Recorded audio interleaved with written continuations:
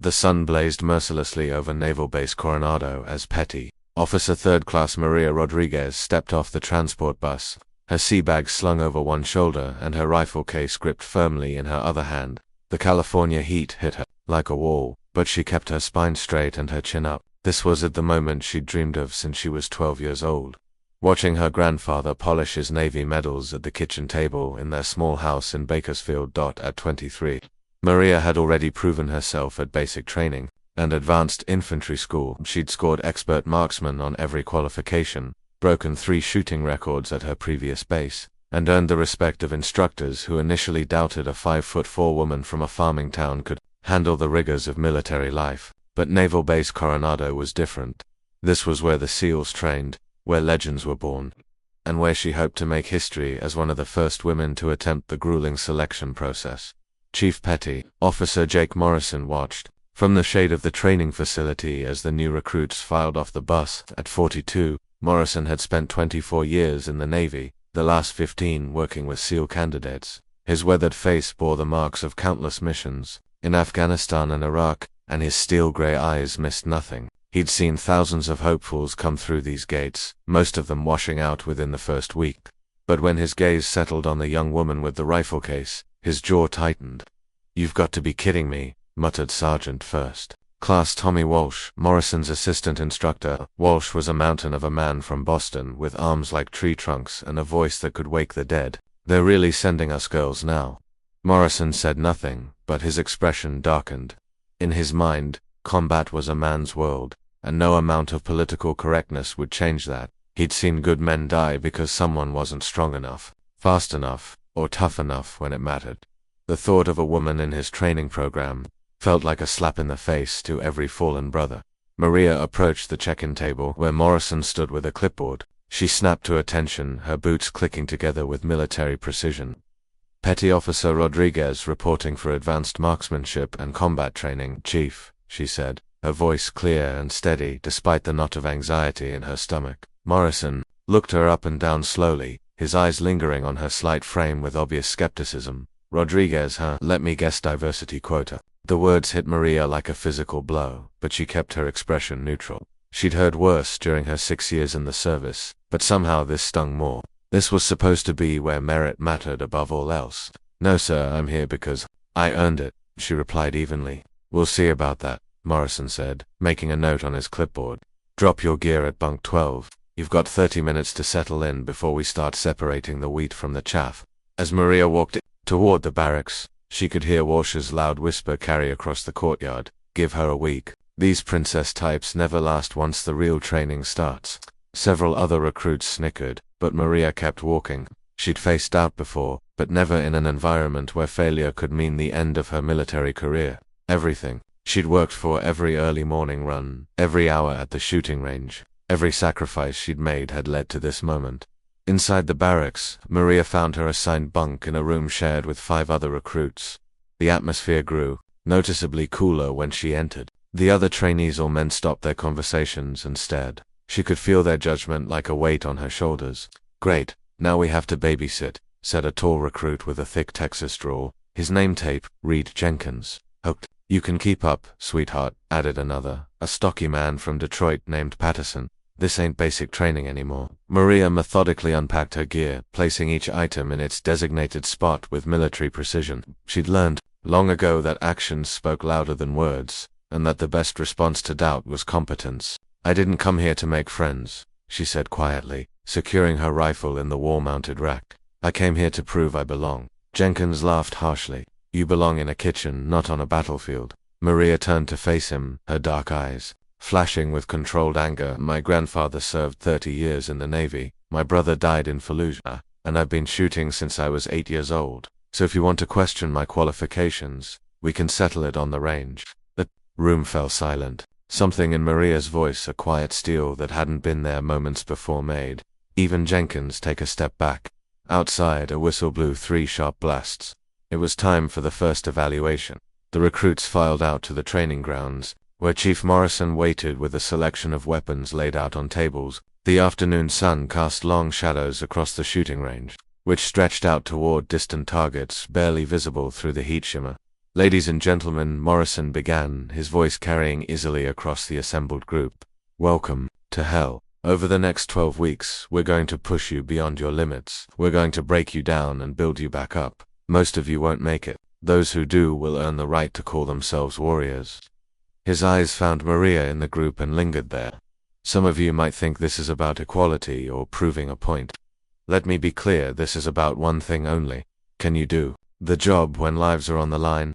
When your teammate is bleeding out and the enemy is closing in? I don't care about your politics or your feelings. I care about whether you can fight." Morrison picked up a rifle from the table, a standard M4 carbine used throughout the military. "We'll start simple. 500 yards, 10 rounds, prone position. Minimum score to continue is 80%.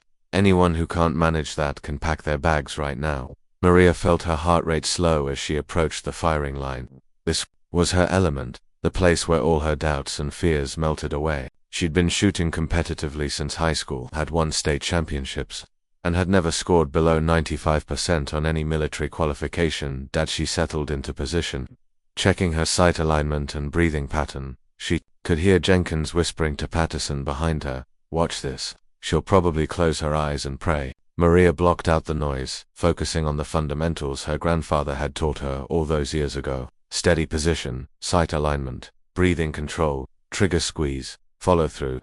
The target at 500 yards looked impossibly small through her scope, but she'd hit smaller targets at greater distances. She fired her first shot. Through her scope, she could see the bullet hole appear just outside the center ring. She adjusted slightly and fired again. This time, dead center. 8 more shots followed in steady succession, each one finding its mark with mechanical precision. When the ceasefire was called, Maria knew she'd shot a perfect score before the targets were even checked. "Rodriguez, you're up first," Morrison called out, lowering his binoculars. Maria walked to the target with confident strides, knowing what she'd find. 10 bullet holes clustered in the center ring, several of them touching. It was a textbook, perfect score. Morrison examined the target, his expression unreadable. Around them, the other recruits had gone quiet. "Lucky shots," he said finally, but there was a note in his voice that hadn't been there before. "We'll see how you do when the pressure's really on." As they walked back to the firing line, Maria caught sight of something that made her blood run cold. At the far end of the range, barely visible even with binoculars, stood a target at what had to be well over 2,000 meters. It was used for advanced sniper training, meant only for the most elite marksmen in the military. "What's that target used for?" Chief Char asked. Morrison followed her gaze and smiled coldly. "That's for people who think they're special. Been standing there for 3 years. Longest confirmed shot from that position is 1,800 meters, and that was by a Marine sniper with 15 years of experience." He turned to face her, his eyes challenging. "Why, you thinking of taking a shot at it?" Maria studied the distant target, calculating wind speed, elevation, and atmospheric conditions with the instinctive precision that had made her legendary at her previous assignments. "Maybe I am," she said quietly. Morrison's laugh was harsh and dismissive. "Princess, you just got lucky at 500 yards. That target is 2,600 meters away. Even if I let you try, which I won't, you'd be wasting everyone's time." But as Maria walked away, something had changed in her demeanor. The doubt that had plagued her since arriving at Coronado was gone, replaced by something far more dangerous: absolute certainty. She knew she could make that shot. The question was whether she'd get the chance to prove it. As the sun set over the Pacific, casting the base in golden light, Maria sat on her bunk, cleaning her rifle with methodical precision. Around her, the other recruits discussed the day's events in hushed tones, but she remained focused on her weapon. Tomorrow would bring new challenges, new opportunities to prove herself. But tonight, she allowed herself to think about that distant target, and about the shot that could change everything. She just had to survive long enough to take it.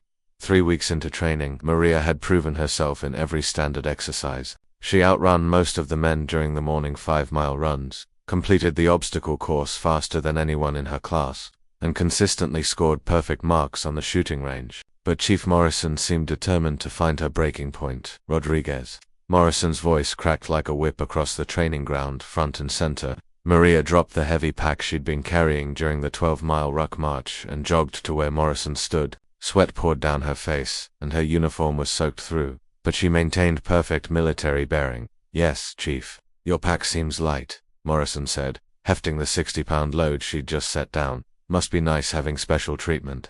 No. Special treatment requested or received, Chief, Maria replied. Pack weight verified at 60 pounds this morning. Morrison's eyes narrowed. Then maybe you need more of a challenge. He gestured toward a pile of sandbags. Add another 20 pounds. Let's see how long little princess can keep up then. Maria wanted to point out that the other recruits weren't being given extra weight, but she'd learned that arguing with Morrison only made things worse. She wordlessly added the sandbags to her pack and rejoined the formation. Behind her she could hear Jenkins snickering. Should have stayed home and had babies, he muttered to Patterson.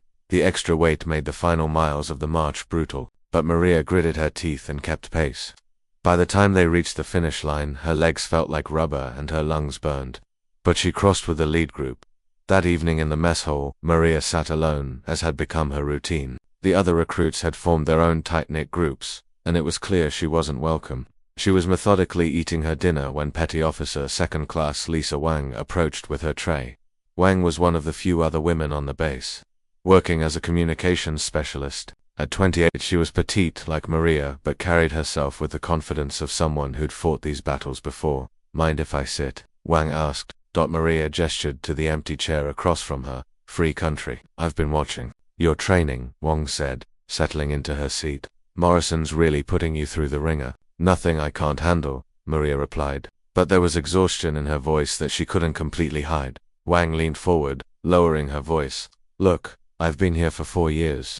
I've seen Morrison break good people just because he decided they didn't belong. You need to be careful. Careful how he's looking for any excuse to wash you out. One mistake, one moment of weakness, and you're gone. And trust me, he'll manufacture a reason if he has to. Maria set down her fork. What are you saying? I'm saying Morrison's old school. He doesn't believe women belong in combat roles, and he's not going to let some diversity initiative change his mind. You could be the best marksman in the Navy, which, from what I hear, you might be, and he'd still find a way to fail you. That night, Maria lay in her bunk staring at the ceiling while her bunkmate slept. Wang's words echoed in her mind, confirming fears she'd been trying to suppress. She'd always known the odds were stacked against her, but she'd believed that competence would win out in the end. Now she wasn't so sure. The next morning brought underwater training, one of the most feared exercises in the program. Recruits had to complete a series of tasks while holding their breath underwater, simulating combat scenarios where stealth was paramount. Maria had always been a strong swimmer, but the psychological pressure of the exercise was intense. As she descended into the training pool, weighted down with full gear, she focused on controlling her heart rate and conserving oxygen. The first task was simple. Swim 50 meters underwater and plant a simulated explosive device. Maria completed it, easily surfacing with air to spare. The second task was more complex: navigate an underwater obstacle course while carrying a wounded teammate. Dummy does as Maria descended for her second run. She noticed something wrong with her breathing apparatus. The regulator seemed to be malfunctioning, providing inconsistent airflow. She surfaced and raised her hand to signal a problem. Equipment malfunction, Chief, she called out. Morrison barely glanced in her direction. Looks fine to me. Stop making excuses and get back down there, Chief, the regulator. I said it's fine, Morrison's voice boomed across the pool. Unless you're ready to quit. Maria knew she was being set up. The equipment was clearly faulty, and in a normal training environment it would be replaced immediately. But Morrison was daring her to back down, to prove his point that women couldn't handle the pressure. She had a choice: risk drowning with faulty equipment or validate Morrison's prejudices by refusing to continue. Maria adjusted her mask and descended again. Halfway through the obstacle course, her regulator failed completely. Suddenly she was 40 feet underwater with no air supply and a 100-pound dummy strapped to her back. Panic threatened to overwhelm her, but Maria forced herself to think clearly. She had maybe 90 seconds of air left in her lungs. The surface seemed impossibly far away, but she began swimming upward with powerful strokes, dragging the dummy behind her. Her lungs burned, and black spots began dancing at the edges of her vision. 60 feet, 40 feet, 20 feet. Just as she thought she might pass out, Maria's head broke the surface. She gasped desperately, treading water while still supporting the dummy. Time. Morrison called out, checking his stopwatch. Rodriguez, you failed. You were supposed to complete the entire course. My regulator failed, Maria said, between gasps. I don't see any equipment failure, Morrison replied coldly. I see someone who couldn't handle the pressure. Maria wanted to argue, to demand that the equipment be inspected, but she knew it would be useless. Wang had been right. Morrison was determined to see her fail. That afternoon brought the worst humiliation yet. During hand-to-hand combat training, Morrison paired Maria with Jenkins, who outweighed her by 80 pounds and had been looking forward to this moment for weeks. No holding back, Morrison announced. Combat isn't fair, and neither is this. Training. Jenkins smiled as he took his fighting stance. Time to teach you your place, princess. The match was brutal and once. Despite Maria's training and technique, Jenkins's size advantage was overwhelming. He threw her to the ground repeatedly, each impact driving the air from her lungs. By the end of the session, Maria was bruised and bloodied, while Jenkins barely had a scratch. Maybe now you'll realize you don't belong here, Morrison said as Maria struggled to her feet. But something in Maria's eyes had changed. The doubt and fear were gone, replaced by cold fury. She wiped blood from her split lip and looked Morrison directly in the eye. I'm not going anywhere, Chief. That evening, as Maria tended to her injuries in the bathroom, Wang found her again. You can't keep taking this punishment, Wang said, examining the bruises on Maria's arms. Morrison's going to seriously hurt you if you don't do something like what? File a complaint. That'll just prove I can't handle it. Wang was quiet for a moment, then said, there might be another way, but it's risky. I'm listening. There's a visiting instructor coming next week, Master Chief Petty Officer David Torres. He's a legend in the SEAL community fought in Iraq, Afghanistan, Syria. More importantly, he's fair. He judges people by their abilities, not their gender. So if you could do something to get his attention, something that would force Morrison to acknowledge your skills publicly, it might change everything. Maria thought about this. What did you have in mind? Wang hesitated, then said, that target you asked Morrison about, the one at 2,600 meters. Torres is the one who set the current range record at 1,800 meters. If someone could beat his record, especially by a significant margin, Morrison would never let me try. Not officially, but there might be other opportunities. As Maria fell asleep that night, her body aching from the day's abuse, she began formulating a plan. Morrison thought he could break her spirit through physical punishment and psychological warfare, but he'd made one crucial mistake. He'd underestimated her determination. The impossible shot at 2,600 meters was calling to her. All she needed was the opportunity to take it. And if Wang was right about Master Chief Torres, that opportunity might be coming sooner than anyone expected. The game was about to change, and Maria was ready to rewrite the rules. Master Chief Petty Officer David Torres arrived at Naval Base Coronado on a Monday morning that felt different from all the others. Maria could sense the change in atmosphere as soon as she saw Morrison's demeanor shift. The chief, who had been so confident in his harassment, suddenly seemed smaller, more careful with his words. Torres was not what Maria had expected. At 51, he was shorter than Morrison, with graying hair and kind eyes that missed nothing. His uniform bore decorations that told the story of 3 decades of exemplary service. But what struck Maria most was how he looked at people as if he was genuinely interested in what they had to offer. Morning, Chief Morrison, Torres said as he approached the training area where the recruits had assembled. I understand you've got a promising group this cycle. Yes, Master Chief, Morrison replied, but Maria caught the slight hesitation in his voice. Though some are more promising than others. Torres's eyes swept over the assembled recruits, pausing briefly on Maria before moving on. I'll be observing your training for the next few days, maybe participating in some exercises. I'm particularly interested in seeing your advanced marksmanship program. Maria felt her heart skip. This was the opportunity Wang had hinted at. The morning's training was different with Torres present. Morrison's usual harsh criticism was replaced by professional instruction, and his constant targeting of Maria became less obvious. But Maria could feel the Master Chief's attention on her during every drill. During the lunch break, Torres approached Maria as she sat alone with her tray. Mind if I join you, Petty Officer Rodriguez? Of course not, Master Chief. Torres settled into the chair across from her with the easy grace of someone comfortable in his own skin.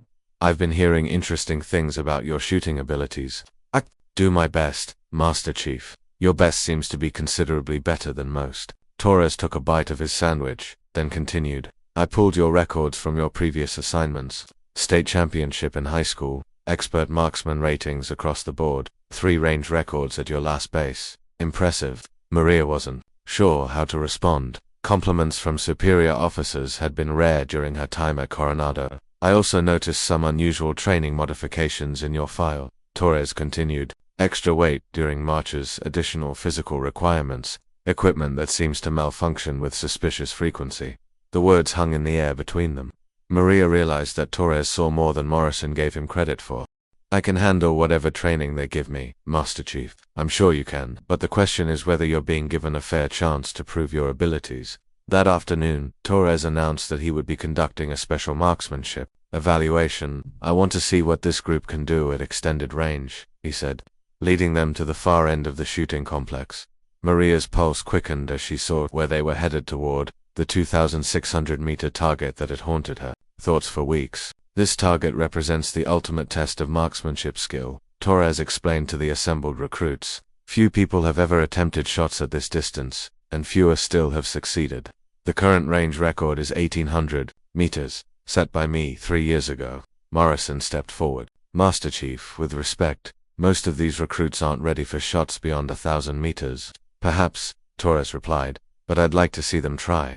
Sometimes people surprise you. He gestured toward the weapons table where several precision rifles had been laid out. Who wants to go first? Jenkins immediately volunteered, swaggering to the firing line with obvious confidence. He settled into position, spent several minutes adjusting his scope, and fired. The spotter called out the result, a clean miss. Patterson tried next, then Williams, then 3 other recruits. None came close to hitting the distant target. Anyone else? Torres asked, his eyes scanning the group. Maria's mouth went dry. This was it, her chance to prove herself or fail spectacularly in front of everyone. She could feel Morrison's gaze on her, practically daring her to embarrass herself. I'll try, Master Chief, she said, stepping forward. A murmur went through the group of recruits. Morrison's expression darkened. Rodriguez, you've never shot beyond 800 meters in training, he said. This is a waste of time. Let her try, Torres said firmly. That's what we're here for. Maria approached the firing line, her heart pounding but her mind clear. This was what she'd been training for her entire life, even if she hadn't known it. Every shot she'd taken with her grandfather, every competition, every hour of practice, had led to this moment. She selected a rifle, a precision instrument capable of incredible accuracy in the right hands. As she settled into position, she felt the familiar calm descend over her. The noise of the spectators faded away, leaving only her, the rifle, and the distant target. 20-600 meters, over 1.5 miles away. She'd never attempted a shot at this distance before, but something deep in her gut told her she could make it. Maria began her calculations. Wind speed, temperature, humidity, elevation, the rotation of the earth, all factors that would affect the bullet's flight over such an incredible distance. She made minute adjustments to her scope, her movements precise and confident. She's wasting our time, she heard Morrison mutter to someone behind her. Maria blocked out the comment and focused on her breathing, in and out, slow and steady. She could feel her heartbeat in her fingertips, timing her shot for the pause between beats. The target was barely visible through her scope, a tiny speck against the distant hillside. But Maria had learned long ago to trust her instincts, to feel the shot as much as calculate it. She squeezed the trigger. The rifle bucked against her shoulder, and the sharp crack of the shot echoed across the range. Then came the longest wait of Maria's life as the bullet flew down range, fighting gravity and wind for nearly 3 seconds. The spotter pressed his binoculars to his eyes, scanning the distant target. I need a better angle, he called out, moving to a different position. The seconds stretched like hours. Maria remained in position, watching through her scope, trying to see if her shot had found its mark. Finally, the spotter's voice cut through. The silence hit dead center. A stunned silence fell over the group. Even Torres looked shocked, raising his own binoculars to confirm the impossible shot. That's not possible, Morrison stammered. The spotter made a mistake. No, mistake, Torres said, his voice filled with wonder. Rodriguez, do you realize what you just did? You just made the longest shot in the history of this range, 2,600 meters, and you hit dead center. Maria slowly rose from her firing position, hardly believing it herself. She'd known she could make the shot, had felt it in her bones, but the reality of actually doing it was overwhelming. The other recruits stared at her with a mixture of awe and disbelief. Jenkins's mouth hung open, while Patterson shook his head as if trying to wake up from a dream. Beginner's luck, Morrison said, but his voice lacked conviction. Luck, Torres turned to face the chief, his expression suddenly stern. Chief, I've been shooting for 30 years, and I've never seen anything like that. What I just witnessed was pure skill. Torres walked over to Maria, studying her with new interest. How long have you been shooting, Rodriguez? Since I was 8, Master Chief. My grandfather taught me. And how did you calculate that shot? The ballistics at that range are incredibly complex. Maria tried to explain the mental calculations she'd made, the instinctive adjustments that had felt as natural as breathing. But she could see that Torres understood something that Morrison couldn't, that what he'd witnessed wasn't just exceptional marksmanship, but a rare gift that couldn't be taught. I want to see that again, Torres said. Can you repeat it? Maria nodded, returning to the firing line. If anything, the second shot felt easier than the first. She went through the same ritual calculations, breathing, timing, and squeezed the trigger. Another hit, this one even closer to dead center than the first. The silence that followed was deafening. Even Morrison seemed at a loss for words. Torres walked over to Maria and extended his hand. Outstanding, Petty Officer Rodriguez. In 30 years of military service, I've never seen shooting like that. As they shook hands, Torres leaned closer and said quietly, I think we need to have a longer conversation about your training here. Maria felt a surge of hope for the first time in weeks. Maybe, just maybe, things were about to change. But as she caught sight of Morrison's mixture of rage and something that looked like fear, she realized that her impossible shot had done more than break a range record, that it had just changed everything. The news of Maria's incredible shot spread through Naval Base Coronado like wildfire. By evening, word had reached the base commander, and by the next morning, officers from across the facility were finding excuses to visit the training range. Maria found herself the center of attention she'd never wanted, while Morrison grew increasingly hostile. You think you're special now? Morrison cornered Maria after the morning physical training session. His face was flushed with anger, and she could smell coffee and frustration on his breath. One lucky shot doesn't make you a warrior. It wasn't luck, Chief, Maria replied evenly, and I never claimed to be special. Bullshit. Morrison stepped closer, using his height to intimidate her. You're nothing but a diversity hire who got lucky twice. In real combat, when the bullets are flying and your teammates are dying, you'll fold like every other princess who thought she could play soldier. Maria felt her temper flare, but she kept her voice controlled. With respect, Chief, you don't know anything about what I can handle in combat. Morrison's eyes glittered with malicious intent. Then let's find out.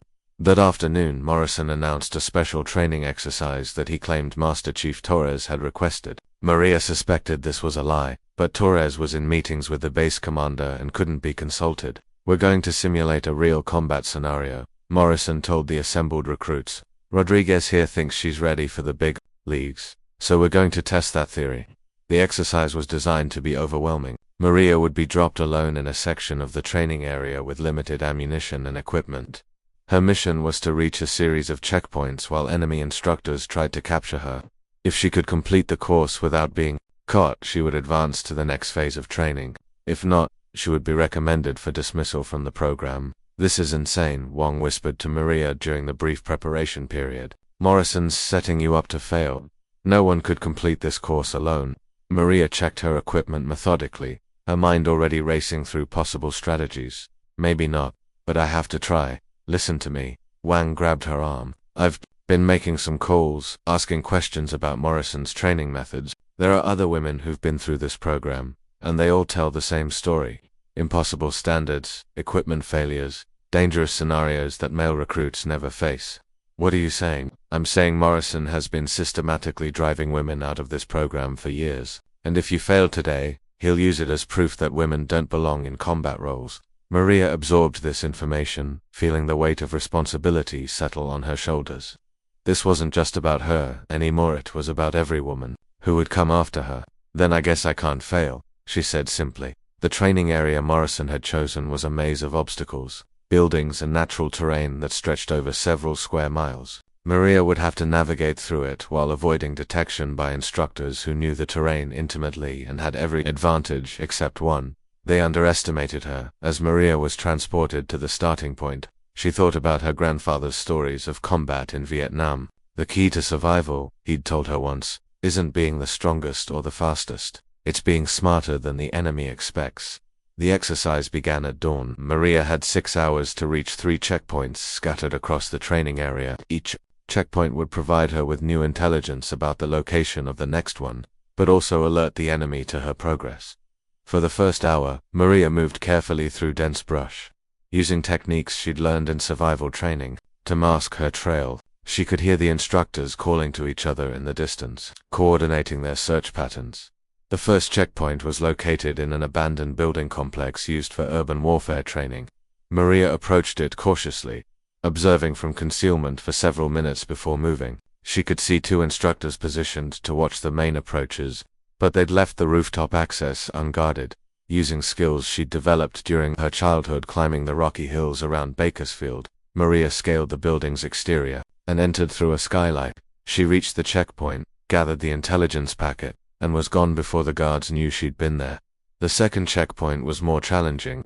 Located in a swampy area near the coast, it was surrounded by instructors who'd had time to set up a proper perimeter. Maria studied their positions from a distance, noting their patrol patterns and blind spots, but instead of trying to sneak past them, Maria did something unexpected. She circled wide around the checkpoint and began stalking one of the outer guards. Using techniques she'd learned hunting with her grandfather, she got close enough to touch the instructor before he realized she was there. Jesus. Sergeant Walsh jumped as Maria materialized beside him. Where the hell did you come from? Your 6 o'clock has been exposed for the last 10 minutes, Maria said quietly. In real combat, you'd be dead. The psychological effect was immediate. Word spread among the instructors that the recruit they were hunting had somehow gotten behind their lines undetected. Their confidence shaken, they began second-guessing their own security measures. Maria reached the second checkpoint, while the instructors were still reorganizing their search pattern. The final checkpoint was the most difficult yet. Located on a hilltop with excellent fields of observation, it was defended by Morrison himself and 3 other instructors. There was no cover approach, and the sun was getting low, reducing the time available for careful maneuvering. Maria studied the position through her binoculars, looking for any weakness she could exploit. The instructors had chosen their position while every approach was covered, and they had radio communication with roving patrols that would converge on her position if she was spotted. But as Maria watched, she noticed something interesting. Morrison kept checking his watch and looking toward the base. He was expecting her to fail, growing impatient as the deadline approached. That gave her an idea. Instead of trying to reach the checkpoint before dark, Maria settled in to wait. She found a concealed position with a good view of the hilltop and began what her grandfather had called hunting patience, the ability to remain perfectly still for hours, waiting for the perfect moment.